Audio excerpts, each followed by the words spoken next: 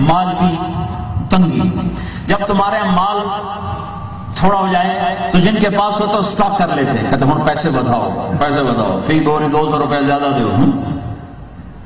ہائے ہائے، عثمان نے بھی ایک تجارت کی، وہ تھے تھوک کے تاجر، تو پرچون والے آئے، ہاں جی حضرت 1000 اونٹوں پہ سامان تھا، شام سے قافلہ، جی سودا کرو، کہا بولو کیا دو گے؟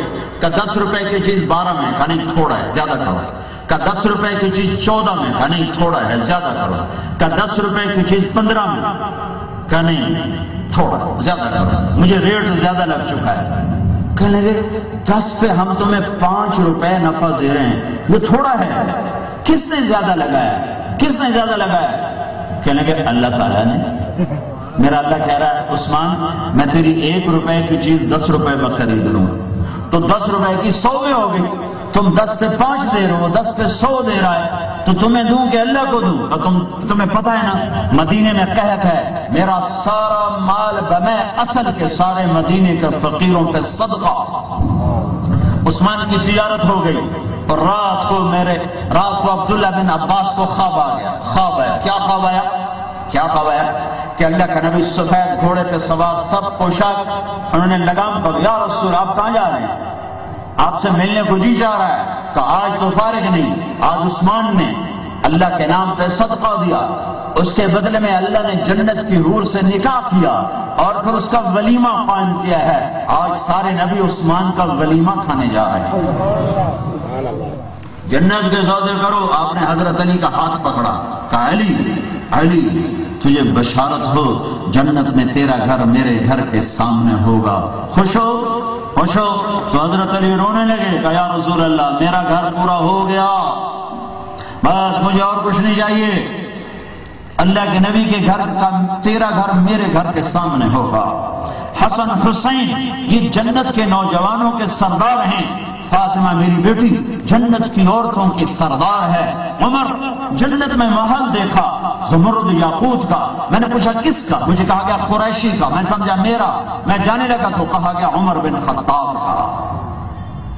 بلال تو کیا کرتا ہے؟ میں جب بھی جنت میں جاتا ہوں تیرے قدموں کی آواز آگے سنائی دیتی، تو کیا کرتا ہے؟ کہا جی جب وضو کرتا ہوں 2 نفل پڑھتا ہوں۔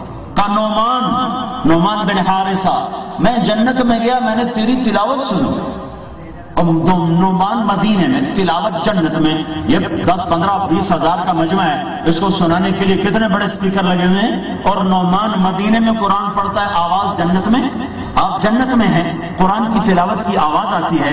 آپ نے کہا کون؟ کہا جی نعمان۔ کہا نعمان تو مدینے میں۔ کہا جی ماں کی خدمت کی ہے، اس کی وجہ سے اللہ ایسا خوش ہوا ہے، جب نعمان قرآن پڑھتا اللہ ساری جنت کو سناتا ہے۔ اپنی ماں کی خدمت کر لو، مر گئیں تو روتے پھرو گے۔ پھر لاش کو چمٹ کے کہہ رہا اماں میں نو معافیاں دے چاہ ہے الو، اب کہہ رہا اماں میں نو معافیاں دے چاہ، دنیا میں کہتا بھوک نہیں، چپ کرتے بیٹھ جا، کہ مر گئے میں نو معافیاں دے چاہ۔ ہمارے عزیز فوت ہوا، اس کا اکلوتا بیٹا، اس نے بیٹے کے لیے کیا کچھ نہیں بنایا، تو بیٹا آگے ویسے تھا جیسے ذمہ داروں کے بیٹے ہوتے ہیں، تو جب مر گیا تو اس کے سرانے بیٹھ کے کہہ رہا ابا ہن میں تیری ساریاں منیساں، ہن میں تیریاں ساریاں منیساں، میں کہا ہن کی مننیاں تو ہن میں تیریاں ساریاں منیساں، تو ایک واری ہٹ ہے میں تیریاں ساریاں منیساں، ہاں ہن ویلے لگ ٹپ گئے، زندہ ہیں تو کچھ کر لو نہیں تو روتے پھرو گے۔ میرے نبی نے فرمایا کاش میری ماں زندہ ہوتی، اگر وہ زندہ ہوتی اور میں عشاء کی نماز کے لیے مصلی پہ ہوتا اور میں سورت فاتحہ شروع کر چکا ہوتا اور ادھر سے میرے گھر کا دروازہ کھلتا اور میری ماں کہتی محمد، تو میں نماز توڑ دیتا، میں کہتا جی اماں جان لبیک یا اماں، میں نماز بعد میں پڑھوں گا پہلے آپ کی سنوں گا۔ ہائے ہائے، جاؤ بکھڑ کی ماں سے پوچھو، اتنے سوراخ ہیں ان کے سینوں میں اولاد کی نافرمانی ہے۔ جاؤ بوڑھے باپ سے پوچھو جو اپنے بچوں سے عزت بچانے کے لیے چھپتا پھر رہا ہے کہ میرا پتر مینو وٹ نہ لوے۔ ایک ذمہ دار میرا پڑوسی کہنے لگا میرا بیٹا آگ میں جل رہا ہو تو میں دعا نہیں کروں گا یا اللہ میرے بیٹے کو بچا لے۔ ہے دیہاتوں میں تو علم نہیں ہوتا، پر شہر بھی آج یہی حال ہے. ماں باپ پیسے پڑھتے ہیں جیسے کوٹ کھائیں گے. میرے نبی سے پوچھا گیا یا رسول اللہ قیامت کب آئے گی؟ کہا میرے اللہ کو پتا ہے. کہا یا رسول اللہ کوئی نشانی بتا دیں. کہ جب ماؤں کو ذلیل کیا جائے گا قیامت آ جائے گی. جب دکھڑ میں ماں ذلیل ہوگی، جب گجرانوالہ وزیر آباد میں سیالکوٹ میں ماں ذلیل ہوگی، جب گجرات میں ماں ذلیل ہوگی تو رب قیامت کو قائم کر دے گا. میرے نبی نے کہا جس نے اپنے ماں باپ کو ستایا اس پہ اللہ کی لعنت، فرشتوں کی لعنت، زمین آسمان کی لعنت. نہ ان کی نماز قبول ہے، نہ روزہ قبول ہے، نہ صدقہ قبول ہے. راضی کر لو. ہاں اللہ کی نافرمانی کی بات کرے مت مانو، پر بے ادبی پھر بھی نہیں ہے. اخلاق کا جنازہ نکلا ہوا ہے. طلبہ علماء بھی ہیں. میں اپنے گاؤں میں تھا، ہمارے پاس ایک چھوٹا سا غریب 2 ایکڑ ٹوٹل اس کی زمین، اس نے خود رمبی چلا اپنے بچے کو پڑھایا، اپنے گھر کو پالا. 2 ایکڑ میں کیا بچتا ہے؟ سینکڑوں ایکڑ میں گزارا مشکل ہو رہا ہے. تو اس کا بچہ ایک مدرسے سے فارغ التحصیل ہو کر آیا تو کچھ عرصہ گزرا تو اپنے بیٹوں کو میرے پاس لایا.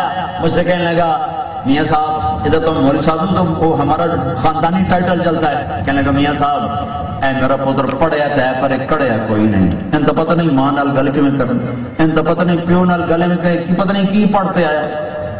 کتنا خوبصورت تجزیہ ایک ان پڑھ آدمی نے کیا. اے میرا پتر پڑھیا تھا پر کڑیا کوئی نہیں. ان ماں پیو نال گل کرن دی تمیز ہی کوئی نہیں. ہائے ہائے ہائے ہائے